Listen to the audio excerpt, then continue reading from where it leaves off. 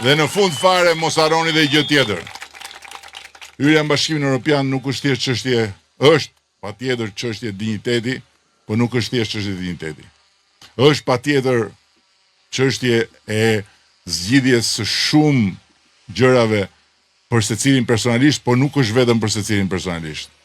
Dhe po ju jap vetëm një shembull, me hyrjen në Bashkimin Evropian, fondet që ne do të kemi në dispozicion për të mbështetur fshatin, për të mbështetur zhvillimin rural, për të mbështetur agroturizmin.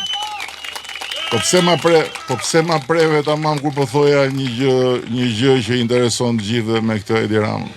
Edi Ramën këtu e keni, ndaç në BE, ndaç jashtë BE-s, këtu jam unë.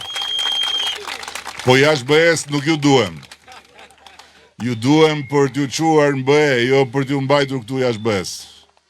Për t'ju mbajtur jashtë BE-s keni bufin e kënetës, po ju këtu në fakt të shkot me zën me gojë, se juve këtu ja keni kënduar këngën që përpara se ai të bëj buf. I keni dalë përpara kësaj pune.